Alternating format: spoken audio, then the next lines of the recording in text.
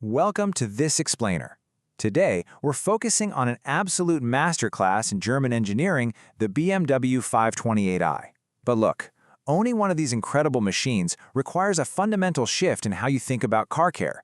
If you're the type of driver waiting for a dashboard light to pop on, or for something to literally break before you take it to the shop, well, you're playing a very expensive game of mechanical roulette. Today, we're moving entirely away from that reactive, fix-it-when-it-breaks mindset. Instead, we're going to build a proactive, highly protective strategy that puts you firmly back in control. So here's our diagnostic roadmap for today.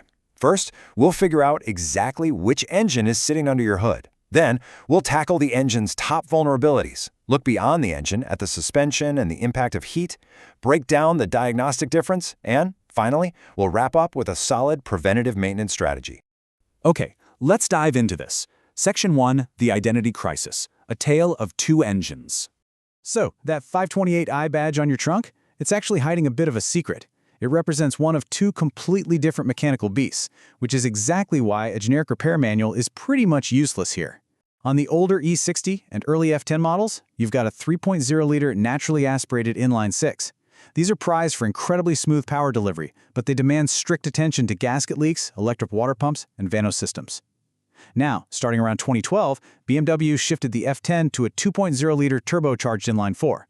This engine gives you fantastic low-end torque, but introduces a whole new world of complexity. We're talking direct injection service and highly scrutinized timing chain concerns. Knowing exactly which one you drive dictates your entire maintenance playbook. Moving right along to Section 2, the engine's top vulnerabilities, the big three threats.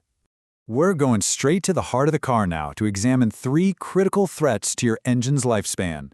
And let's start with a question mechanics hear so often it's practically a greeting. Why does my BMW smell like burning oil? You know, as these vehicles age out of their factory warranties, oil leaks become incredibly common, especially around the valve cover, the oil pan, and the oil filter housing. Because they happen so often, a lot of owners kind of shrug and think they're just normal. Let me be clear, they absolutely are not. Usually, the symptoms start out super small. Maybe a faint burning smell, a tiny wisp of smoke from the hood, or you're getting low oil warnings between services. But this is a perfect example of how a tiny problem snowballs. A minor seep from an oil filter housing gasket can drip down, contaminate your belts and hoses, and suddenly turn a simple gasket replacement into a massive multi-system failure. And man, if you live in a place with intense summer heat, think Dallas or Plano, that extreme environment literally bakes the rubber gaskets. It destroys their flexibility and turns minor seeps into disastrous leaks before you know it. Now, what's really interesting, and honestly a bit dangerous, about this next issue is that your cooling system might be actively failing without spilling a single drop of liquid on your garage floor. Many 520i models use electronically controlled cooling components, like electric water pumps. Because of this, your first warning sign won't necessarily be a puddle. It might just be a sudden temperature warning on your dash, cooling fans that sound like a jet engine, or surprisingly weak heat inside the cabin. If you just blindly top off your coolant without hunting down the root cause, you are taking a massive risk.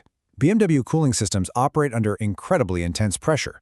A complete inspection means evaluating the water pump operation, the thermostat behavior, and the condition of the radiator and expansion tanks.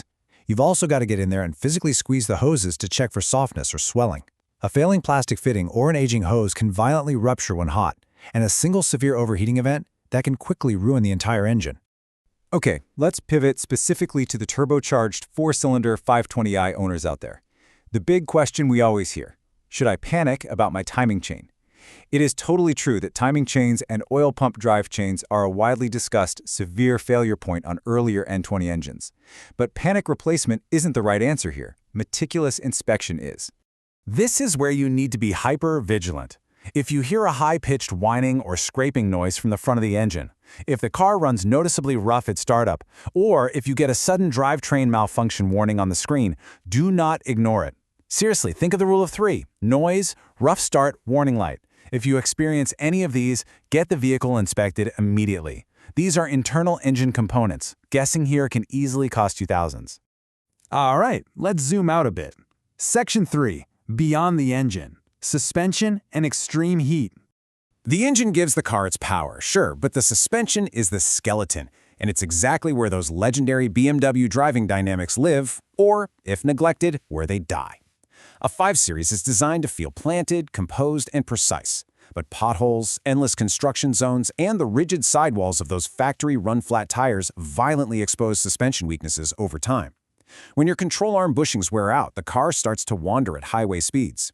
You'll feel strange vibrations under hard braking or hear clunks over bumps. Suddenly, that premium luxury commute feels cheap and totally disconnected. Beyond the physical bumps in the road, extreme environmental temperatures play absolute havoc with the vehicle's secondary systems. High heat puts a massive, constant strain on your AC compressor and your battery. And here's a fascinating quirk about modern BMWs. They rely on incredibly stable voltage to run all their various control modules.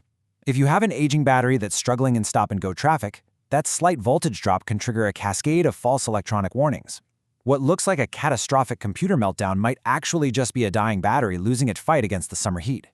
Which brings us perfectly to Section 4, the diagnostic difference, moving beyond generic codes.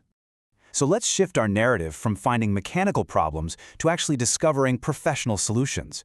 We really need to talk about why that basic $20 generic code reader from the local auto parts store simply won't cut it on these cars. There's a golden rule in modern mechanics.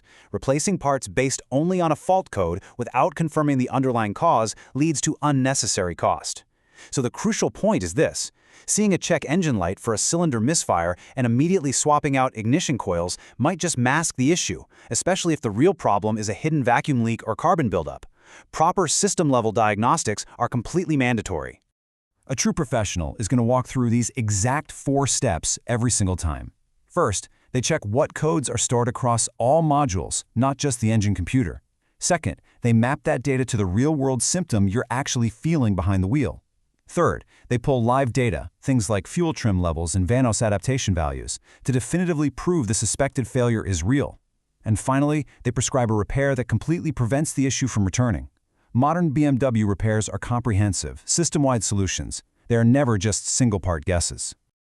Let's bring it all together now in Section 5, Preventive Maintenance Strategy, the verdict on ownership. So BMW provides these condition-based service reminders on the dashboard for things like oil changes and brake pads, but those digital reminders are absolutely not enough to protect your major systems before they mechanically fail. Let's move to and see how this builds, because this leads to the most difficult question you'll face when staring down a major diagnostic estimate. Is the repair actually worth it? Before you approve any major work, you've got to use this practical framework. First, demand a clear, proven diagnosis, not just a list of codes.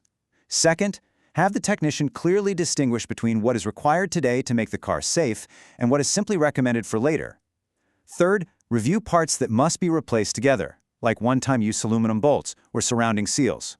Look, if your 528i has a pristine interior, a strong transmission, and a well-documented service history, investing in a repair makes perfect sense. But if it's a neglected car with multiple active leaks and a history of overheating, you need to proceed with extreme caution. And that leads us to the absolute golden rule of ownership. BMW 528i maintenance must be preventive, not reactive. Catching a worn thrust arm bushing or a minor oil seep early doesn't just keep the car driving perfectly, it literally saves you thousands of dollars in collateral damage down the road. It is all about staying one step ahead of the wear and tear. I'll leave you with this final, provocative thought to chew on. Take a hard look at how you approach your vehicle's health right now. Are you driving your BMW, or is your BMW driving your wallet? By adopting a proactive strategy, you take back control, ensuring your 528i remains the ultimate driving machine it was always designed to be. Thank you so much for joining me on this explainer, and keep enjoying the drive.